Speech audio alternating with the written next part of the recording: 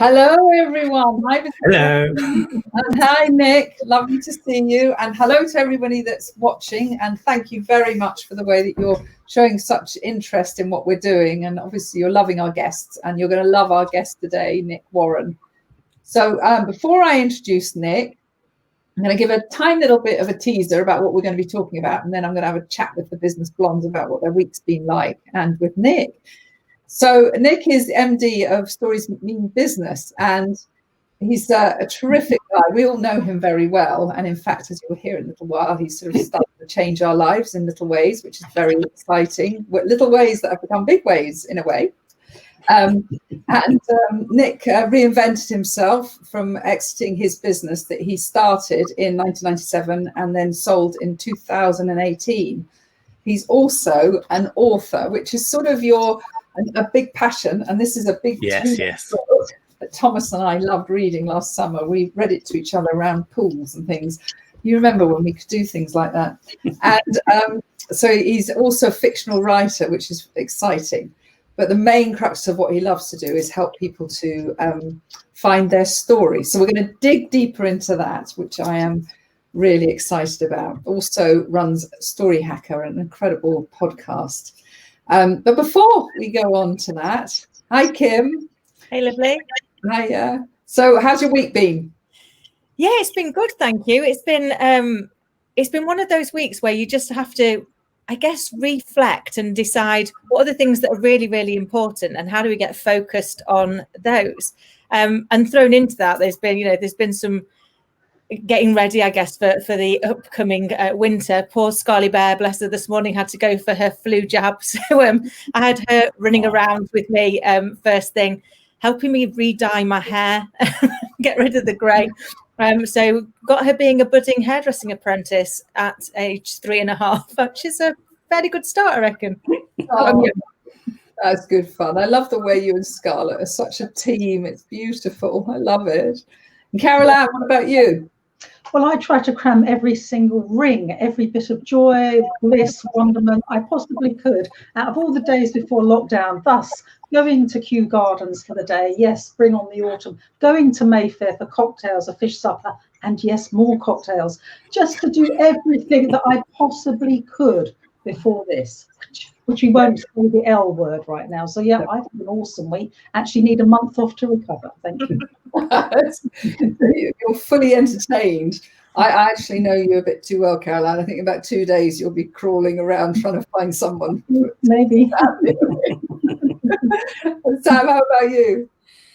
Well, how do I follow that, Caroline? Yeah, this week has been absolutely manic, I have to say. I've not had time to think about the actual things that are going on around me this week. It has been manic, but all in a good way. My internet's gone down at home. Yay, just when I need it the most. The dog was sick. Yay, just when I want to Zoom call. But, this is all things that happen every week to all of us. So I'm in the office today, all by myself, and it's great. But actually, it's busy out there. The roads are busy. The offices are busy. I'm loving the vibe this week, actually. I'm loving the vibe. Yeah. And Nick, what's your week been like before we get to really know you? My week's been really good, Penny. It's last week I finished a couple of really pretty big projects, and I had that moment where you just get to sit back and enjoy the fact you've done some work and do some reading and work on my own stuff and what have you. And then just yesterday, just as it was getting to the point where I was thinking, right, I better start working again, better start thinking about things again. I got a call from a client, a really good client. They wanted to give me another big project of work, really exciting, some copywriting, some storytelling. So I was like, yes, that's a win, big win. Oh, it's fantastic. It's just so wonderful because we've all been on a bit of a journey with you to see how you've got such momentum in your business now, and it's really exciting. Yeah. So let me think about my week. Caroline, we talked about it last week. It gave me some really good thoughts around happiness when we had lunch, our first ever lunch together. And that's what I've been sort of really determined to dig into. And I had a really interesting conversation with a new client who, my goodness, he has been through so much, included at one stage in the 80s, he owned 3 pubs in Brighton and got stabbed in the chest. And we ended up talking about guy was a really happy, bright guy. We ended up talking about that subject of adversity and how it's incredible, actually, when you go through adversity, you come through it, how much the world looks so beautiful. And I suppose that's something I've been really reflecting on, because some people will be feeling life's really hard at the moment. And I think the fighting spirit in us all is amazing. And I think they'll look back and they'll realize how much richer their life is through the adversity they've gone through, and how easily you can actually find happy moments. Every time I have my first cup of tea in the morning, I think about Carol Ann and how she told me that was the first happy moment. So you're always with me in bed with my tea, Carol.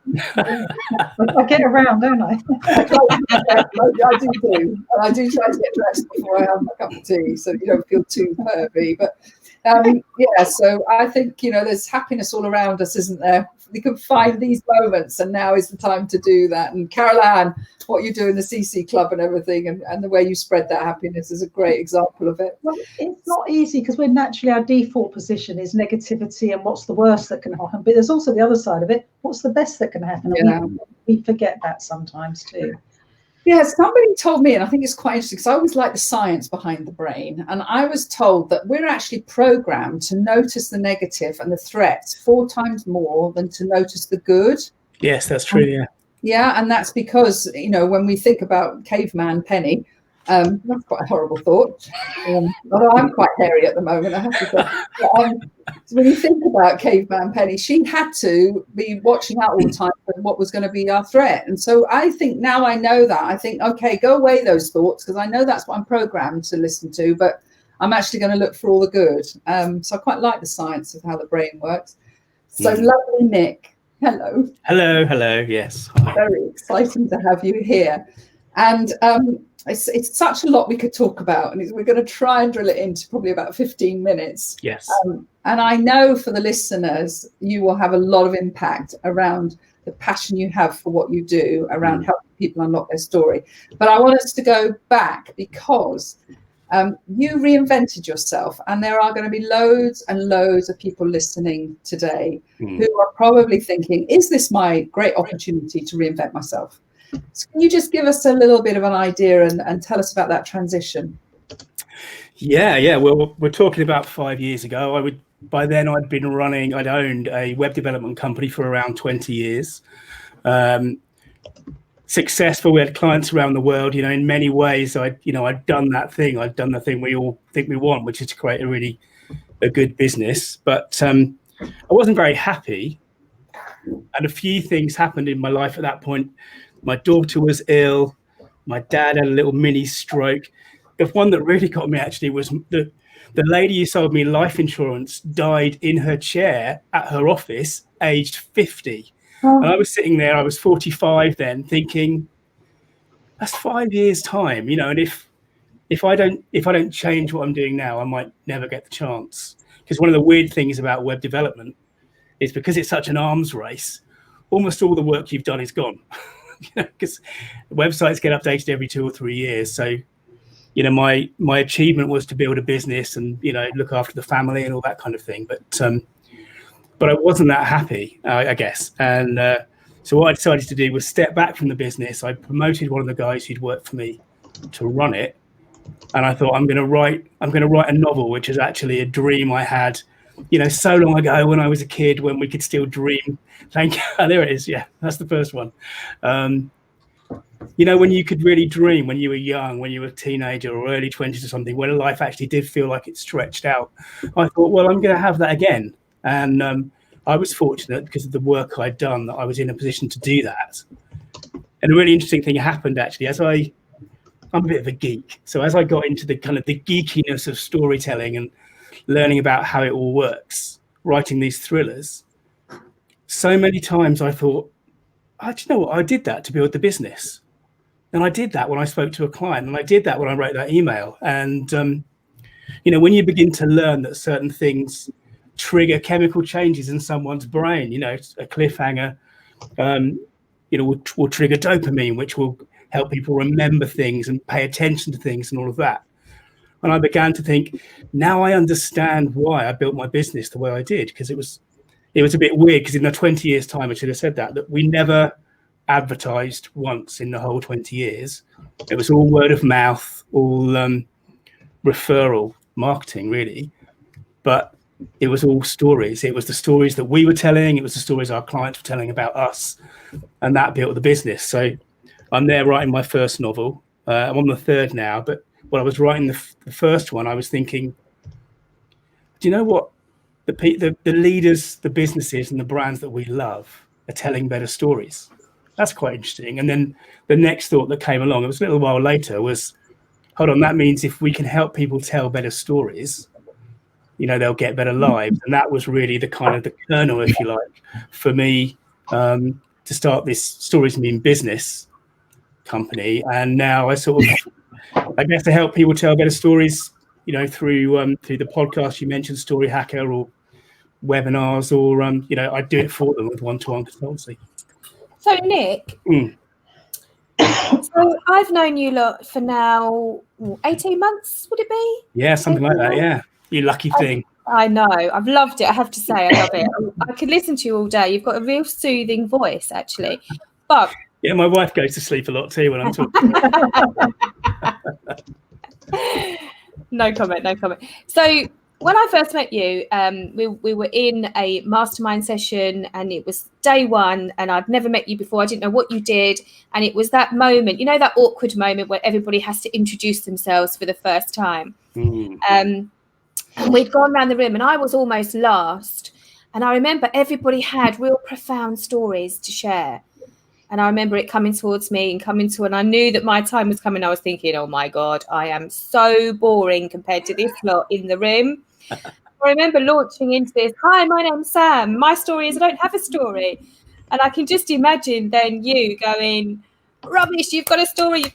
And we've had many conversations since about it. And I still believe I don't have a story. But my question, I suppose, is why are they so important for business owners? Why do we need to tell our story? What is it about the story that you're so good at and I can't find?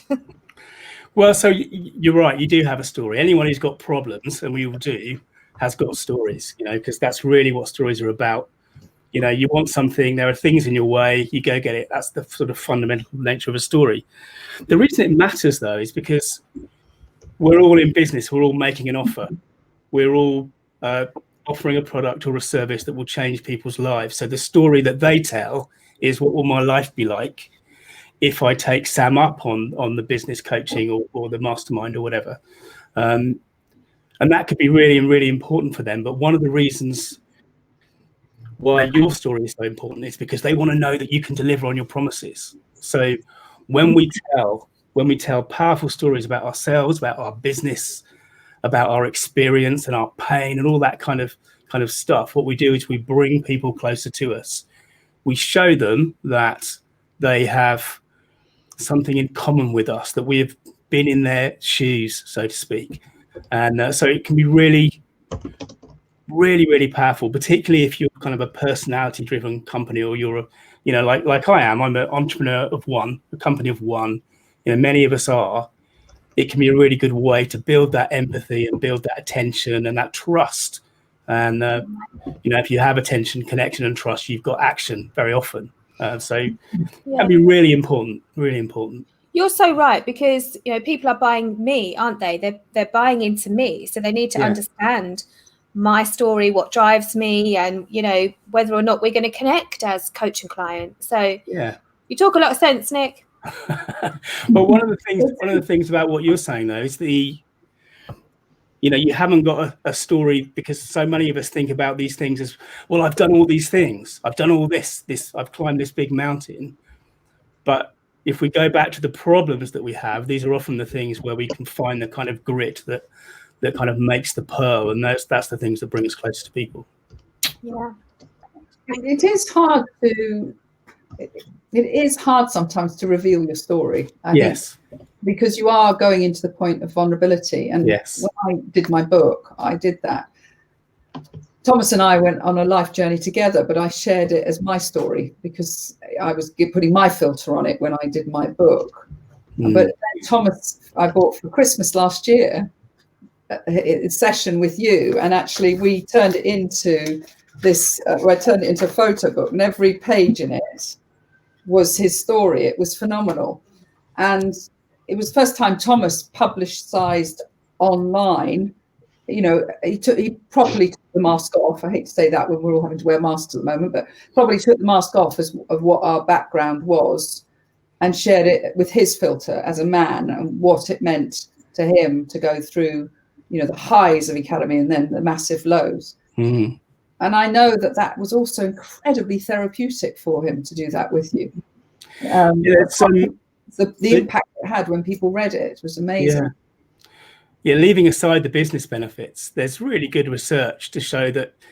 I mean, you talk a lot about mental illness, don't you, Penny? And the fact is that the quality of the story we can tell about ourselves appears to have, and it's not surprising when you think about it, but it appears to have a direct impact on our mental health, on our sense of self, on our self-worth, on all the things that, you know, help us get out of bed in the morning. So, you know, you talked about vulnerability. Well, so one of the biggest challenges I have with my clients is helping them to open up.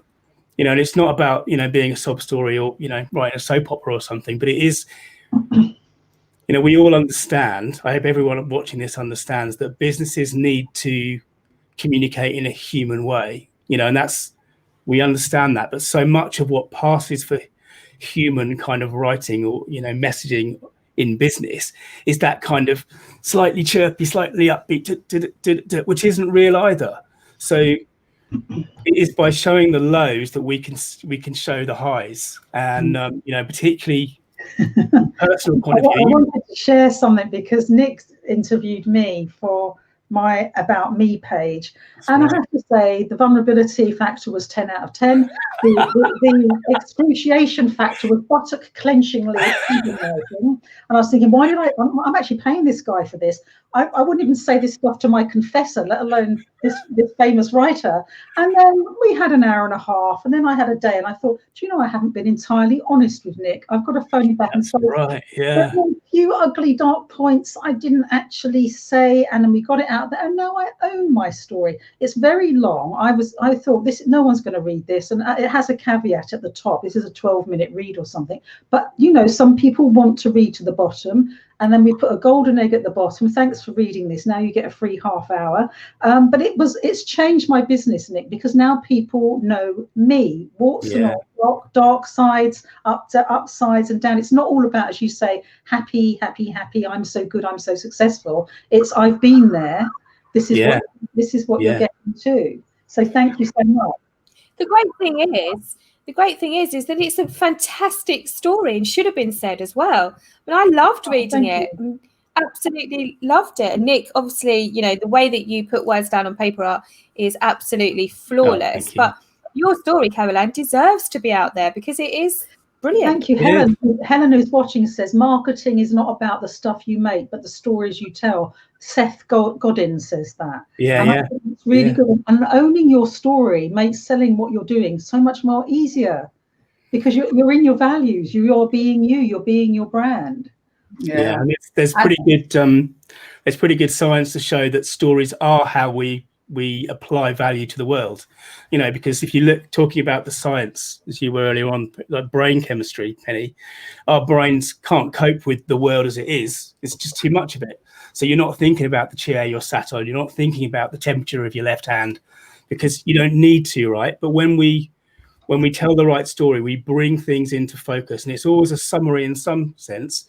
But in business, we want to bring the story that is most going to serve our clients and serve us. Yeah. And one of the ways in which we navigate the world is by defining what's valuable and what's not valuable. And we do that through the stories we're telling, whether it's the overall arc of your career or the fact that, you know, it's the morning and you need your cup of tea.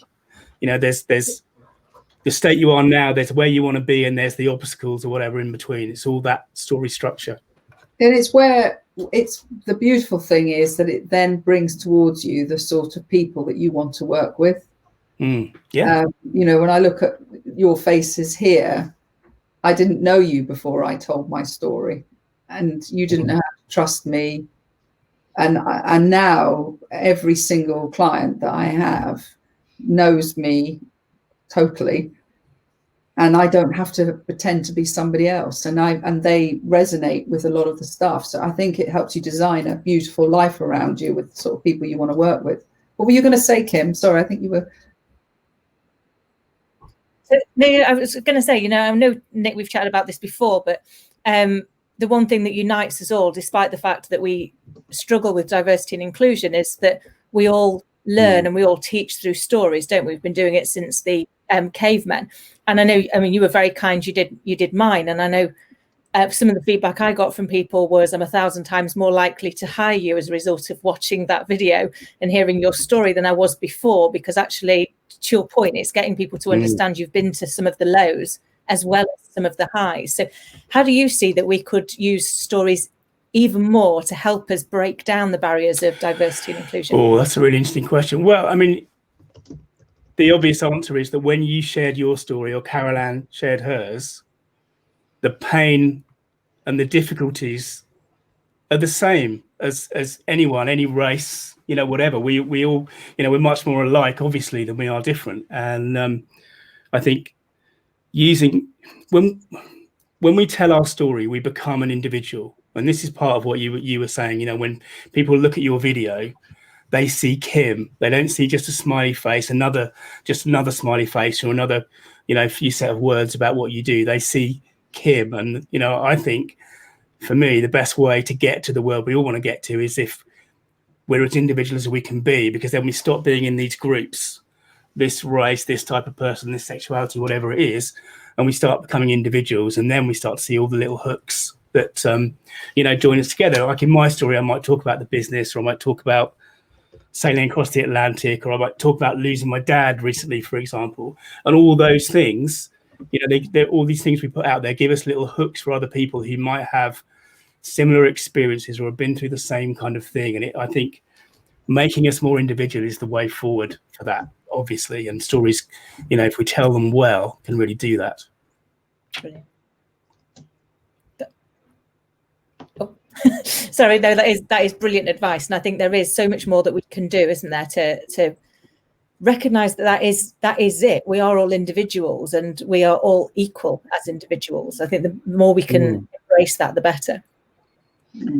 Also, as a solo entrepreneur, that is our selling point. We are unique, we are different, we can be as quirky, rebellious, strange, as niche as we possibly like. And that's what you're getting. We're not John Lewis to everyone. We're not Apple. We are as quirky and weird as we want to be. And some people like quirky and weird, and we need to flag that up. And people will buy that, you know, and have the courage to tell your story and be you, be the brand.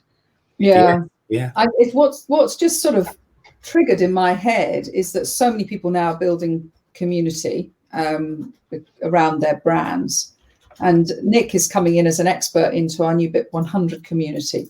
Because one of the big challenges when you're building a community is to get people to take those masks off and tell their story. So I think, you know, anybody out there who is building community, you should actually think about getting Nick in as someone to chat to your group about the power of that.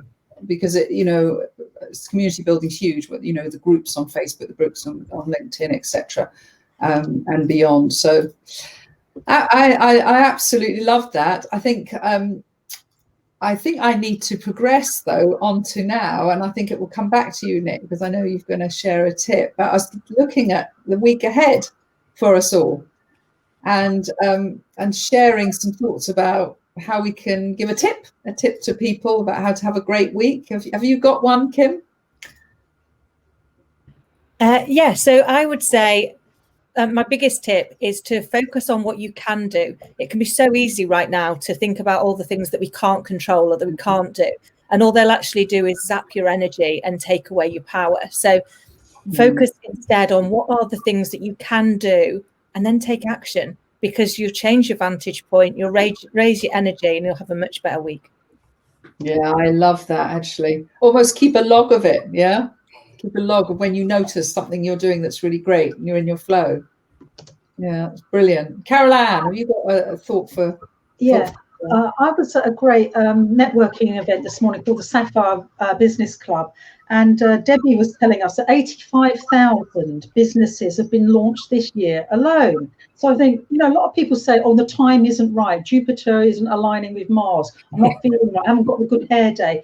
You have to just get on with it. And the fact that 85,000 people or businesses registered at Company House this year of all years is a great thing. And so don't hang around. Don't wait for the sun and the moon to be in alignment. Get out there. If you have an idea for a business, get on with it. The world needs your business right now.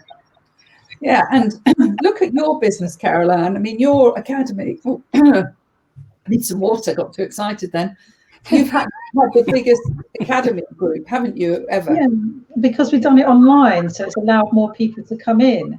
It's not easy, but it's you have to think of where can I go with my business? How can I make it work? So there are rainbows amongst the clouds too, but don't wait. Do everything you want to do. Do it now. None of us know how long we've got. Sorry, that's been a bit gloomy, but live in the now. Get on with it. And don't keep waiting for the perfect moment. The perfect moment never comes. If you've got an idea, run with it. Yeah. Yeah. And what, if you're in the skills world, for example, like you are, where you're helping people to have skills and you're helping people to become life coaches, you see that people are spending money on getting skills, aren't they? People want real change at the moment. They don't want what's gone before. If the lockdowns brought anything, sorry, I mentioned the L word, but it's like reassessment of life, stock taking. I don't want more of the same. Yeah, absolutely. No, that's brilliant. Sam, what about you? Well, I think I'm just going to follow on from these lovely ladies, and it's about fun. We just have to be positive. We have to be upbeat. We have to almost have that word with ourselves every morning. And, like Caroline just said, 85,000 businesses have launched this year alone. Everybody's written off this year. We're talking about the COVID kids. We're talking about, we're already looking at next year. I mean, we're in the first week of November. Let's just enjoy the journey. Everybody says be present. Well, let's be present for the rest of this year and have fun. We can all take a leaf out of Caroline's book because she has fun. And every Thursday, Caroline reminds me that life is there for living, So absolutely, Caroline. I took a leaf out of your book last night, went out with the girls. We huddled outside in a pub garden underneath the heater in our coats and our scarves and our gloves. But we shared a bottle of wine, we shared stories, we had fun. And it was brilliant. Yeah, and it's good because you can always blame me, Sam, for the hangover. Always told me to do this. Always will. Blame Caroline for every hangover. So I want to say two things. First of all, I want to say we all need to try and make sure that we spend our money this Christmas on small businesses. I think that's really, really important. In fact, I've created a little folder in my Google browser with all the local shops that are now doing click and collect, the small businesses around me. And I'm really going to have that as my default place to look for presents. And so, we have got to stand behind the small businesses in this country. And a lot of them now, a lot of gift shops are doing click and collect. They've really invested in their websites for the first time. So let's get behind them. And then just very quickly, I just want to keep on that happy thing. Tomorrow when you wake up, think about that cup of tea. Think about Caroline. Bring her into bed with you, like I said earlier. Having that cup of tea, note it as a happy moment. Note your coffee as a happy moment. Notice the lovely chats you have.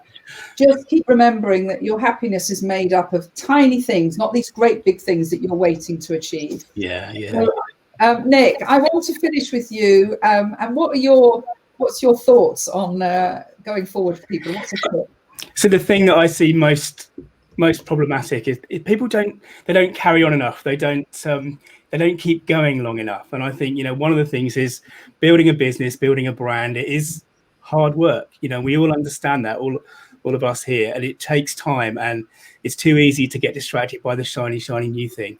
What you should do is keep going, keep working, and it will come. It will come. And I think that's a really good thing to remember, that it's just around the corner. Yeah, I love that. Yeah, keep consistent with what you love doing and keep believing in it. Yeah. So I pass back to you, lovely Kim. Kim Adele, tell us how people can keep in touch with us. Absolutely. Thank you all, and thank you, Nick. What an amazing guest you've been. As always, we knew you would. It's always a delight. If you've enjoyed it as much as we have, we'd love to see you next week. We're live at 1 o'clock every Thursday on YouTube, on Twitter, and on Facebook. And you can also see past episodes at www.businessblondes.tv, where there's an option to also apply to be a guest. If you'd like to be in Nick's chair, then please do get in touch. We'd love to chat to you. And in the interim, stay positive, stay safe, stay happy. See you next week. Bye.